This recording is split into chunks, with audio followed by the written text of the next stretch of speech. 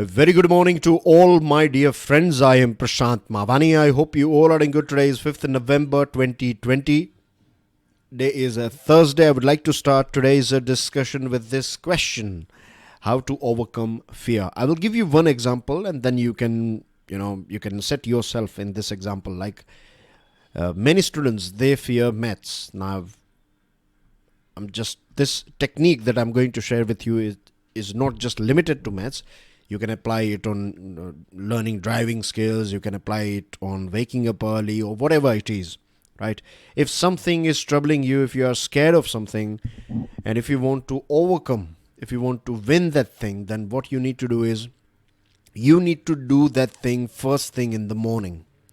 If you are afraid about maths or writing practice or economics or swimming or whatever it is, once you are ready, once you are done with your morning rituals, then you can start your day with that particular thing. The thing that is troubling you, the thing that you are afraid of. The reason you need to do it in the first thing in the morning is because when you wake up, right, early morning particularly, you have huge amount of energy on your side. You have huge amount of willpower on your side. Distractions are nearly nil. No one is there to distract you. So chances of your success are quite high. What happens is, when you are afraid of something, what we generally do is we keep that thing for late night, or we say that I will do this thing, I will study maths or practice maths at 6 p.m. in the evening. By time you reach 6 p.m., you are already tired, you have already done so many things, so your willpower, your energy, they are not at their max. And chances are that you will delay it for tomorrow. And then when you delay something, then the fear becomes bigger and bigger. So it's very easy, right? You can sort it out. Just go straight. Fight with it, right? What we say, that to take the bull by the horns. That's how you need to take anything that you are afraid of. With this, dear friends, the big Diwali sale is on. This is going to last till 17th November. Flat 50% discount plus 10% extra discount when you use this Diwali 10 code. To find out more about our smart courses, to find out more about Diwali sale, check out our mobile application. On our table, we have 5 articles and 4 important topics. These 2 articles are about one particular topic, and then we are going to start with this one, Republic of Police. This one is from Indian Express. Now, the person on your screen, you know him very well, right? His name is Arnab Goswami, a very famous person, and he runs a media. He is the owner or the founder of Republic TV, I guess, right? Republic TV. And he used to work for Times Now, famous for his evening show. What is the name of that? Prime Time or Prime Show, something like that. I'm not a big fan or follower. I'm not saying that he's not good. I'm not saying he's bad, right? I just don't follow this type of shows where you find media trials and things going on. But it all depends on your choice. So I'm not judging him. We are going to analyze this whole issue. Yesterday, this was a big news came yesterday that Maharashtra police arrested Arnab Goswami. Now, the reason for his arrest is alleged abetment to suicide in a case for allegedly unpaid bills. So first of all, let us understand what is abetment to suicide. As per IPC, section 306, a person is guilty of abetment when he instigates someone to commit suicide. When you are forcing someone, or when you instigate someone to commit suicide, so you are guilty for it. So point number 2, as per 306 IPC, section 306 of IPC, he is part of a conspiracy to make a person commit suicide. If there is any conspiracy regarding forcing someone or making someone to commit suicide, then as well, if you are part of it, then you are, you are guilty of it. He intentionally helps the victim to commit suicide by doing an act or by not doing something that he was bound to do. So by doing something or by not doing something. If you know that a person is going to commit suicide and he locks his door, or if a person starts hanging himself and you are standing there and not doing anything, and if you are part of it, like you were the one who forced this person, or you were in a position to save his life but you did nothing, then as well you will be considered guilty for this abetment, right? And then you have section 305 of IPC, that if any person who is a minor under 18, any insane person, any person who is under the influence of alcohol or intoxicating substances, and if that person commits suicide, and if you are part of it, and you were the one who provided these things, and you were supposed to stop that person but you didn't, then as well you could face punished with death or imprisonment for life, or imprisonment for a term of not exceeding 10 years, and shall also be liable for fine.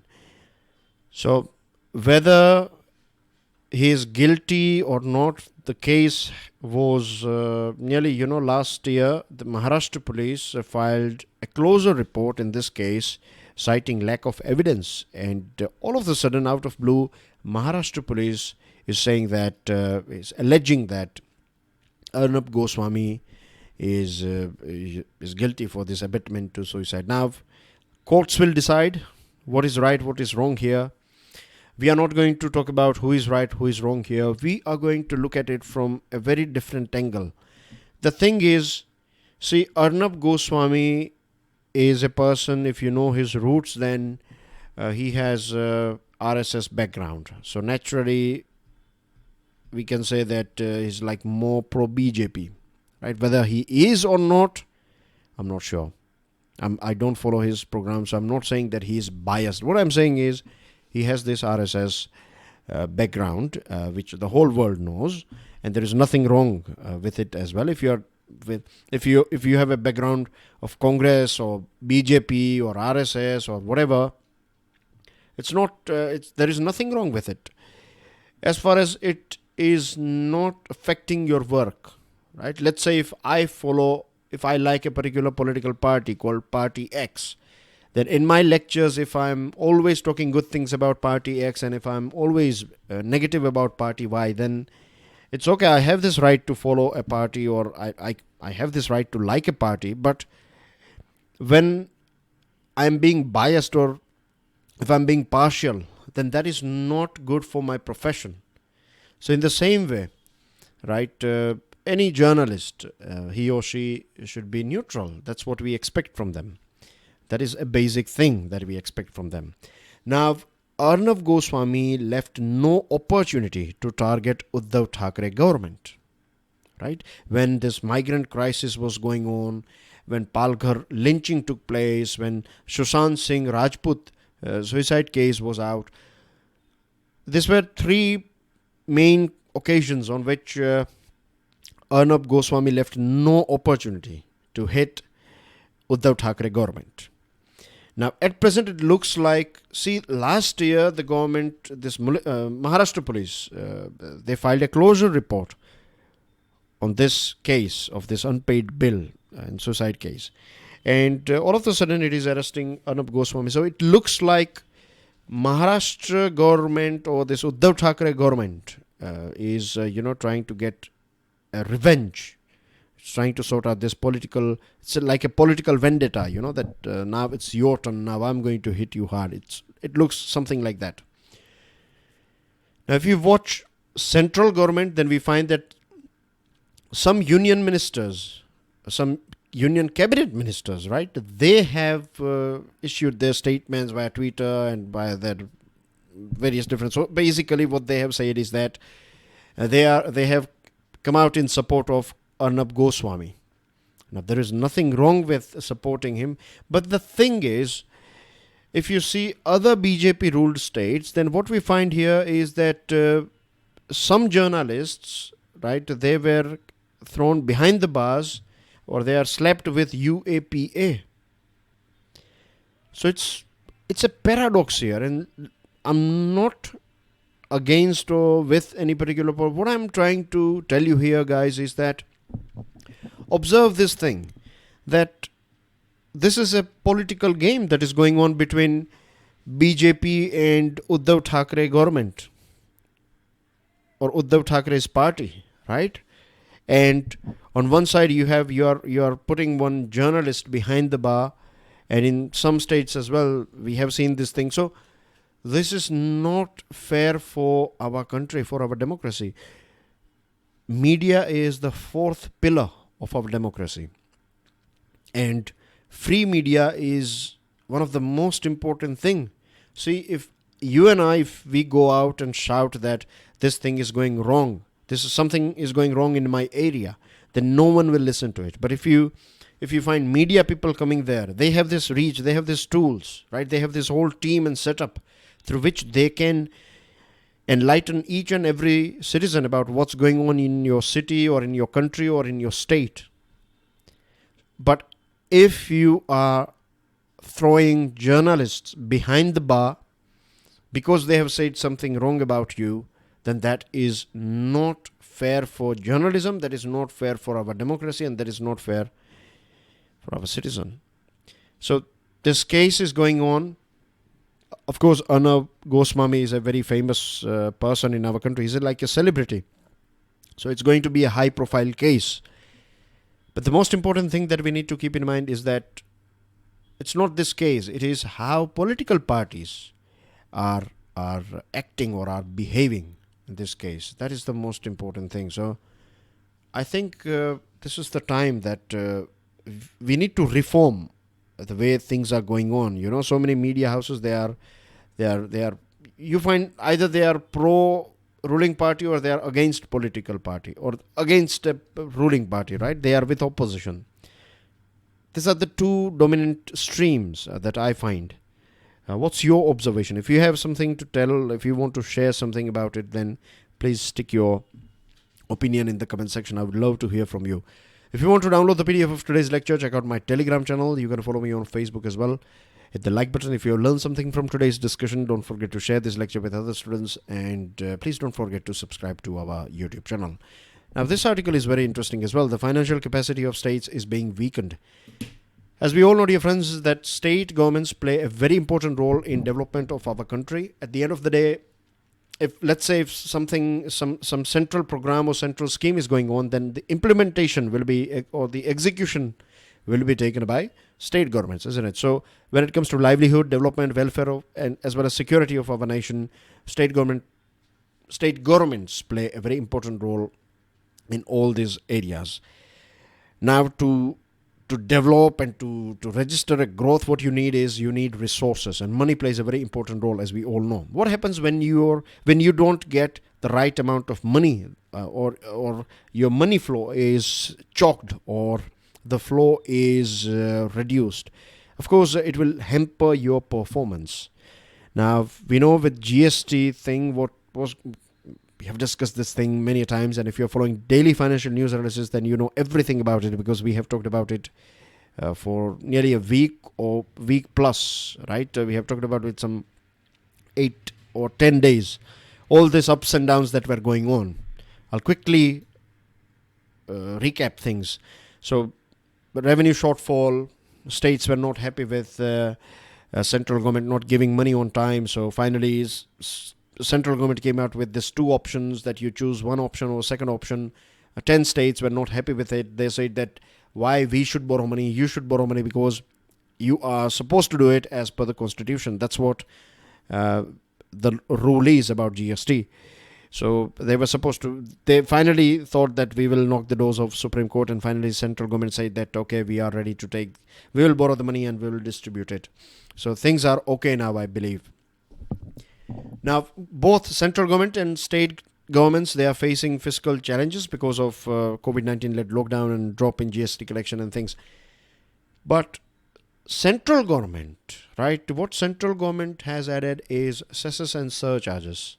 So how it works is that whatever money that you collect, GST, let's say if central government, if GST collection is 100 rupees, right, then Finance Commission, as per Finance Commission's recommendation of devolution of money, you have to give 42% to states, right? But recently we had this new state or new union territory of Jammu and Kashmir and Ladakh. So 1% will be given to this 2 union territories. So total 43% will go out, and rest of 57% will stay with central government. Right? This 43% will be distributed between all the states. So central government has 57%. On top, all the cesses and surcharges that are implemented on various different things will go to central government, and central government is not supposed to share this money, or means this money, GST money, you have to share it with states, but cesses and surcharges will go in the pocket of central government only, right? If central government fails to share it with states, then it can, but there is no mandatory thing that central government will have to give this money to to states. So central government's income or revenue is okay. I'm not saying it is in the best position, but compared to states, right, they get only from GST, whilst central government will get money from cesses and surcharges, and it's not a small amount, it's a big amount. I'll take you through the figures as well in a minute. Now, finance commissions recommend the share of states in the taxes raised by union government. Prior to 2014, devolution of funds to states were consistently and cumulatively more than 13th Finance Commission's projections. But from 2014-15, what we find that there was a 14% drop, and in 2019-20 there was a 37% drop in this share of 37% drop in the number of money that was supposed to should be shared with states, or states received 37% less fund than they were supposed to receive. Between 2014-15 to 2019-20, you won't believe, but states got to 7,97,549 crore. That is, roughly speaking, 8 lakh crore rupees less than what was projected by Finance Commission. And if we see the situation of cesses and surcharges in 2019-20 alone, Union government expected 3,69,111 crore cesses and surcharges. If you just calculate cesses, then it is 95,444 crore. So this is not a small amount that central government is getting from cesses and surcharges. And GST compensation will end with 2021-2022, or maybe if it is extended to 25, then there is a deadline of GST compensation, but there is no deadline of cesses. So central government will keep on getting more and more money. So the thing is, the bottom line is that if we want to see our country register growth, as well as if we want to develop our society as well as country, if we want to look after the livelihood of crores of Indians and their betterment, then it is important that states are getting stronger and stronger. And to make states stronger, you need to support them with the resources, and money plays a very important role. Without stronger states, India cannot get stronger. Stronger states lead to a stronger India. This is the most important thing. Moving on to next item. Star status. What is star campaigner, or who is a star campaigner? We'll talk about it.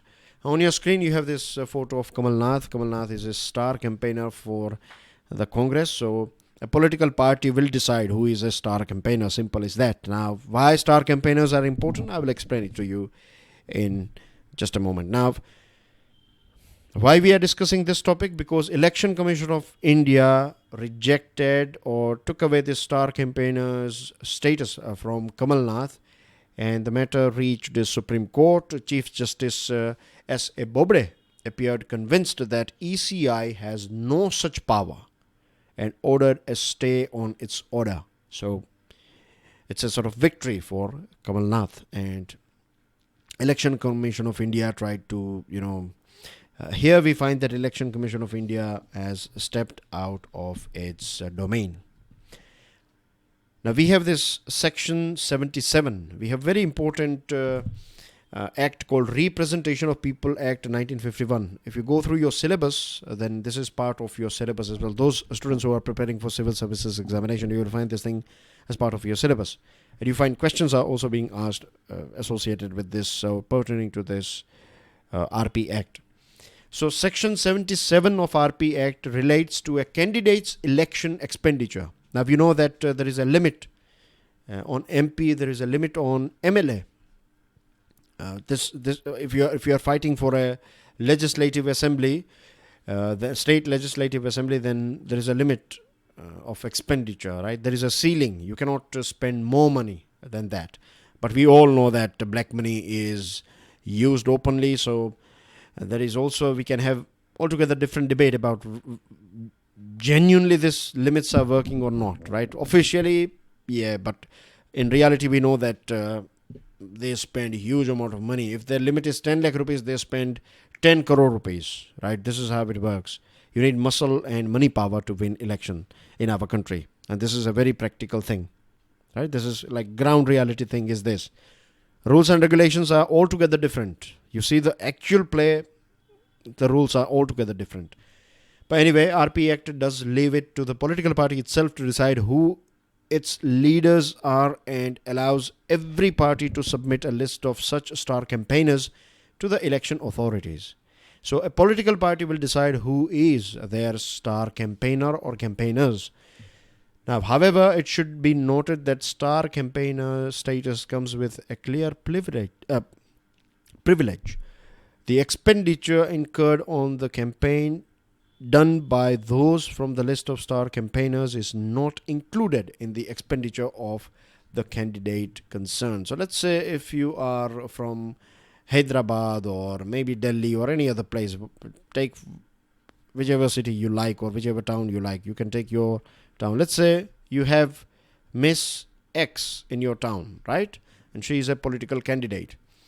Now they have Miss Y at central level. Miss Y is very famous throughout the India, and she's active on Twitter, and she's like a star campaigner of ABC political party.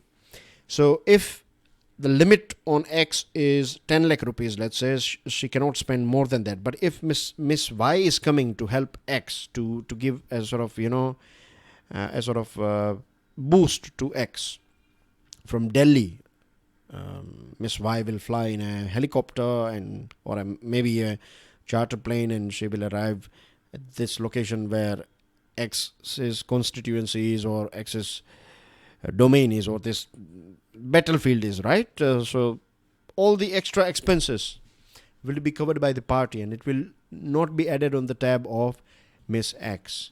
So star campaigners, they are like boosters. They fly here and there in a day. They will visit 10 places, and they are like big faces, big celebrity campaigners. They are like celebrity of that party. So if they reach out, that means they will draw more attention compared to local candidates. So that's why they are important. I hope things are clear. Now let's move on to next item. What's going on in USA? It's a very complicated election, isn't it? We don't know who is the winner. In our country, by this time, we can clearly say that who is the winner, but in USA, things are a bit different. Now, US presidential election has turned out to be a sort of nail-biting competition. And because of coronavirus, roughly 100 million, we are talking about 40% of voters, they opted for mail-in ballots. Mail-in ballots means you will get a paper and you will opt for it, and what they will do is this election commission will send you a paper, and they will give you this thing, cover, in which you have to post your vote, and then you drop it in your post box and it will reach election commission. So this is how mail-in ballot works. Now 40% Americans, they have opted for this thing because of coronavirus. Now Democrats, this Joe Biden, his party is saying that, Democrats are saying that an election can be declared only after all votes are counted, right? Once you count each and every vote, all those votes that are in mail, once you count all of them, then only you can say who is winner and who is a loser. Mr. Trump has argued that all those mails that you get after 3rd of November, if you get it on 4th, then you should not count it. Right? We cannot count it. That's what Mr. Trump is saying. And he's saying that if you count it, then I will knock the doors of federal court. And in federal court, 6 judges belong from, or they are appointed by Mr. Trump. So we know who is going to win if the matter reaches Supreme Court. Now, USA's election system is very complicated. To be honest, I find it very, very difficult to understand, and there are so many bits I don't understand, to be honest. I'm reading current affairs from so many years, right? But then as well, I find it very difficult to understand. But yes, I know our system, and that is the most important thing. Yes, as far as constitution is concerned, you should know how what are the things that are good in Indian constitution and vis-a-vis American constitution, and you need to know goods and bads about American constitution and Indian constitution, and a sort of comparison between the two. This is important for you, and you will find it in M. Lakshmikant anyway. They tell you time to time, like, this thing is available in America, this thing is not available in America and Britain and other places. So that's more than enough. You don't have to do PhD on American constitution. Just keep this thing in mind. Okay, the point of contention arises because some states, especially Pennsylvania, that hold the key to the election, have announced they will consider all votes that were posted on or by polling day, that is 3rd November, and that they will be guided by the postal mark in determining whether or not a vote is valid. So if I'll throw more light on this thing, if I make it very simple, then let's say if you have posted your mail-in ballot voting on 3rd, right? So there will be a postal mark. Your post office will put a stamp on it, or a sort of, what do we say, stamp, yes, a stamp on it, that yes, this was received on 3rd, or things like that. If there is a date on that thing, if postal department will stick a date on it, then this will be calculated. If you are posting on 4th, Pennsylvania has said that it will not calculate that thing. If it is posted before 3rd or on 3rd of November, then it will calculate it. So it will take 3 more days for Pennsylvania to come out with its final result. Now, back in 2000, it took nearly 30 days for Florida to count. There was like the vote counting was going on. And finally, the Supreme Court intervened in 2000 when it ruled a stop to counting of votes in Florida around 30 days after the voting, and George W. Bush was declared winner. America is a mature democracy for sure, but electoral system is full of riddle. It's very complicated, and you'll be surprised to know this thing, that it is not the person who secures the most votes who becomes president, but the one who secures most electoral college votes is the one who becomes president.